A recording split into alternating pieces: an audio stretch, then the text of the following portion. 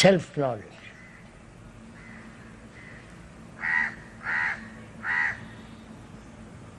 The word to know, the word, what does it mean to know? Please, this is important to understand. When I say I know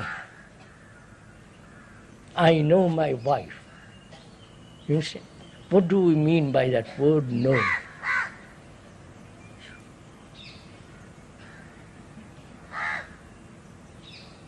Let's think it out, sir. Is it knowledge? When I say I know my father, I know my mother, my wife, my children, is that so? You say, when I say I know my wife, what do I know? I don't know her. But I have assumed certain tendencies. You follow? I've collected few data about her. Like a computer collects some data. And then I say I know. But I really don't know her. Because it's a living thing. As I am a living thing, I can never know a living thing. I can know a dead thing. I wonder if you understand all that. No?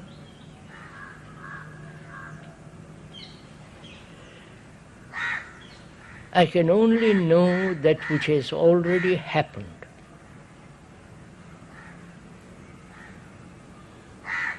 But a living thing, a living water, a flowing water, a stream that is, a river that is rushing by, I can't say I know. I am watching it. I enjoy the beauty of the water. You understand? I look at the water, delight in the movement of the water. But moment I say I know, I have stopped learning. Do you understand? I wonder if you follow all this. The memory. Yes, sir. Yeah. Therefore, the cultivation of memory is not learning. I wonder if you see the distinction. Right? I go to a school, college, university, and I have accumulated a great deal of information that has become my knowledge, which I use skillfully to earn a livelihood or unskillfully. Right? Moment have accumulated a great deal of information and act according to that information, according to that knowledge, my skill is limited. But if I am learning all the time, like a carpenter is learning all the time, if he's master carpenter, like a top engineer is learning, not saying I know and I'll act according to that. You follow all this? Now, can I know myself? No. That is, I have learnt, I have seen, I have been aware that I am angry. Right? That's part of my being. That's part of me. I am aware that I am angry. Why do I use the word anger? Think it, let's work it out, sir. Why do I use the word anger? Because I have been told, I have been educated, I have accepted that word, and I remember the previous angers which have, you follow, which have been named. So when there is a new reaction of anger, of that emotion, I name it. So what have I done? You're following all this? Oh Lord.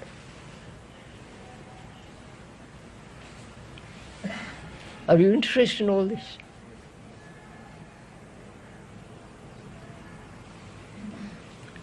I'm angry. Let's go back step by step.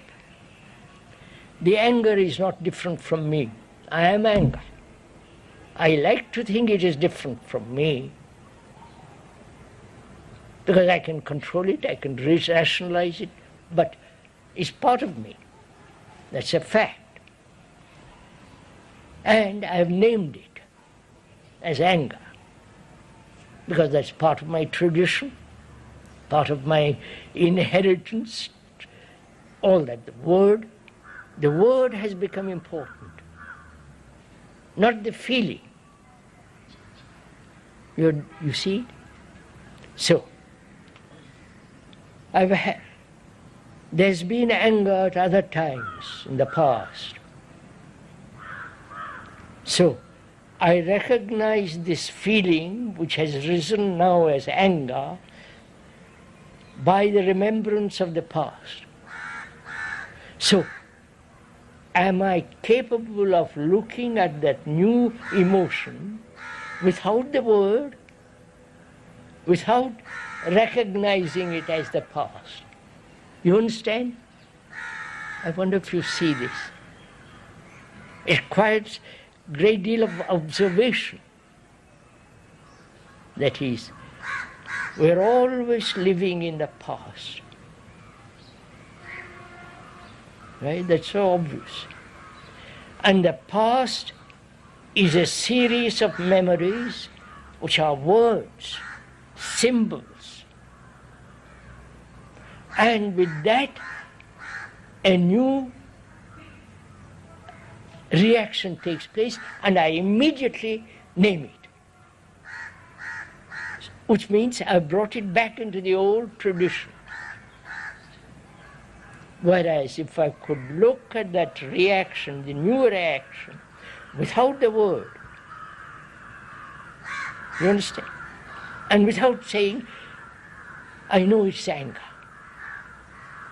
So that you meet every reaction afresh. I wonder if you see this. That means your brain is extraordinarily alive, sensitive, not just caught in the old repetition. Right? Will you do that? That is to be aware of this whole movement of some reaction, naming it. The very naming of it is to strengthen the part. And so you are strengthening anger by repetition of the word.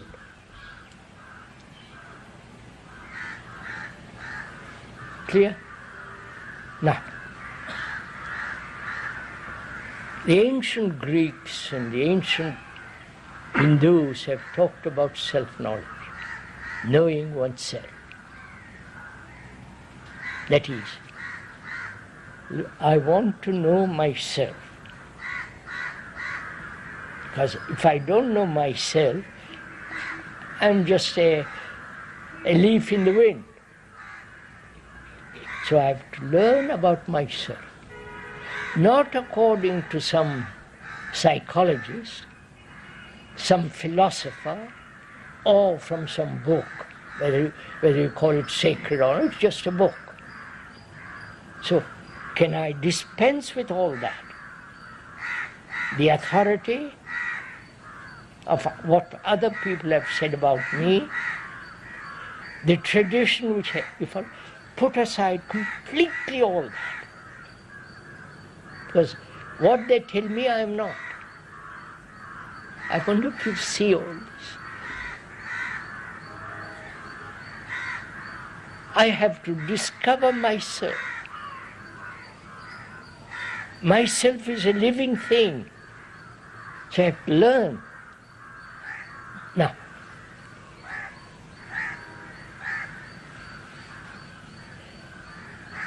I have seen I'm angry,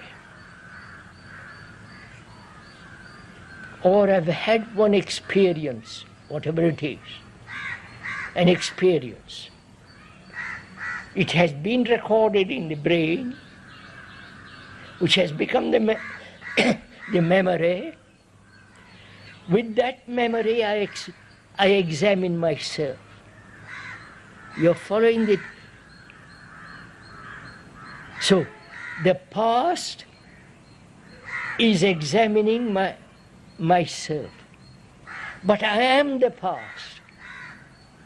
I wonder if you see all this. So is there of looking at myself as though for the first time.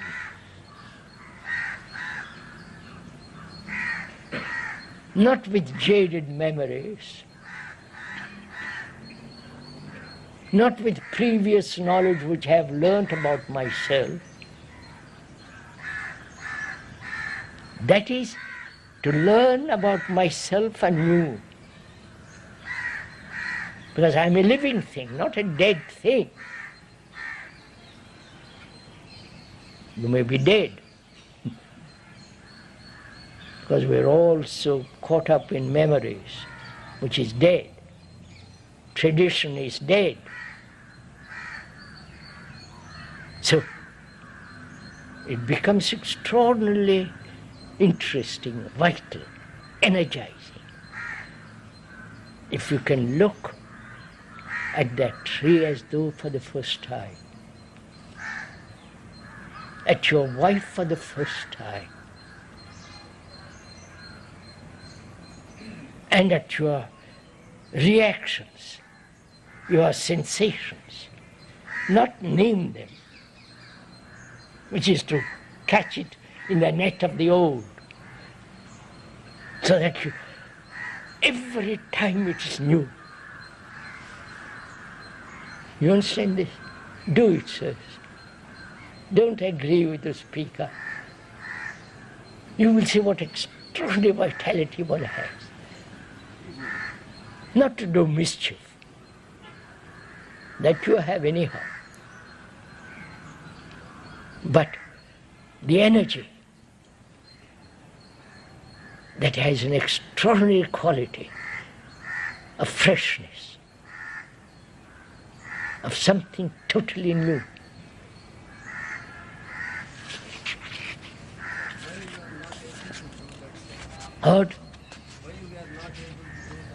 Why are we not capable of doing it?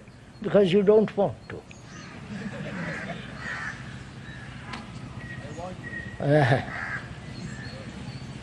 So, how many hours of the day do you spend in an office or in a factory? Or how many years you have spent to learn a skill, to become a BA, MA, PhD, just adding alphabets after your name? How many years? And this requires not one day. You have to be so tremendously aware all the time, watching the trees, the moon, the birds, and watching yourself like a hawk, to see not one thought escapes. How much time will you give to that? Or you make your own time, or you deny time.